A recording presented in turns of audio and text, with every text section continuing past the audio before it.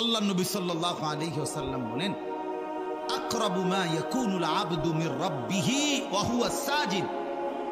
নবীজি বলেন, বান্দা আল্লাহ তাআলার সবচেয়ে ঘনিষ্ঠ হয়, আল্লাহর কাছে যায় বান্দা সবচেয়ে বেশি যখন সে সেজদা করে।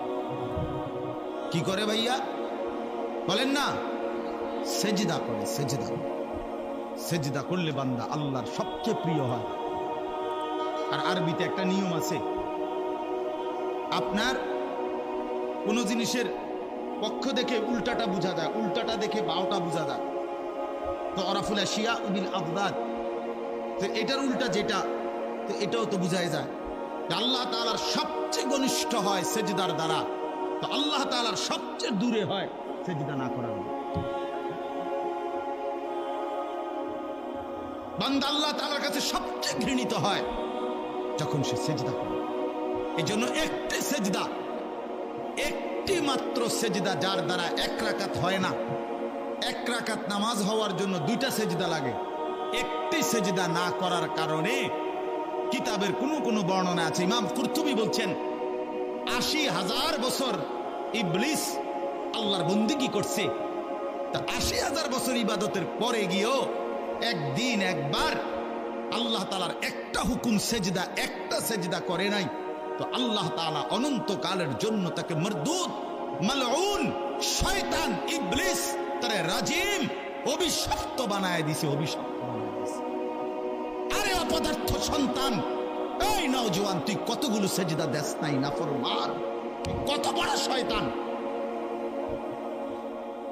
কত বড় শয়তান বেটা তুই, ছোটখাটো শয়তান বেটা, তো ওই শয়তানের থেকে বড় শয়তান বেটা। ওই শয়তান তো একটা সেজদা করে না।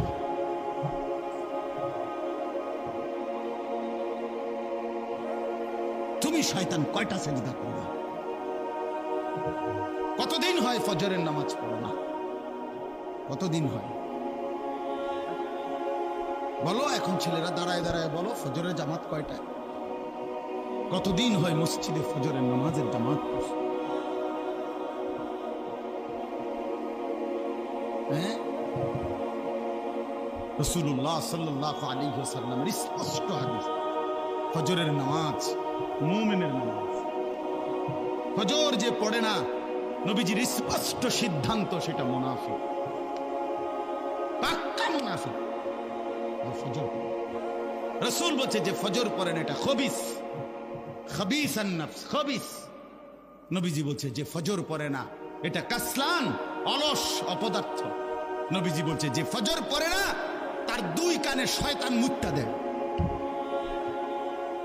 বালা শাইতান ফি উযুনাইহি, আল্লাহ রাসূল বলছেন সাল্লাল্লাহু আলাইহি ওয়াসাল্লাম, যে ফজরের নামাজ পড়ে না তার দুই কানে শয়তান কি করে দেয়? প্রস্রাব করে, পেশাব করে দেয়। খবিস, এটা খবিস, নিকৃষ্ট খবিস।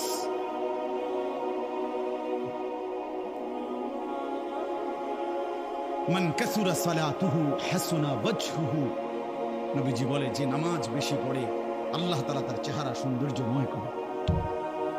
যার নামাজ যত বাড়বে তার চেহারার নুরানিয়াত, সৌন্দর্য তত বাড়বে। হোক না সে কালো, হোক না সে নিগ্রু, কিন্তু তার চেহারা মায়াময়। বেলাল তো ছিল কালো, আল্লাহ তাআলার কাছে দামি। আবু লাহাব তো ছিল শুধু সুন্দর না, সুন্দরের আব্বা, সুন্দরের আব্বা। আবু লাহাব শব্দের অর্থ হইল সুন্দরের বাপ। আবু লাহাব একবার টকটকিয়া সুন্দর ছিল, বেশি সুন্দর আছিল আবু লাহাব। আবু লাহাবের নাম আবু লাহাব না, আব্দুল উজ্জা, ওইটা ছিল তার মূল নাম। আর আবু লাহাব তার উপাধি, মানে এত বেশি সুন্দর ছিল, টকটকে সুন্দর। অথচ সে আল্লাহ তাআলার কাছে কি পরিমাণ ঘৃণিত! কি ভাই, বেলাল কি পরিমাণ প্রিয়, কি পরিমাণ প্রিয়!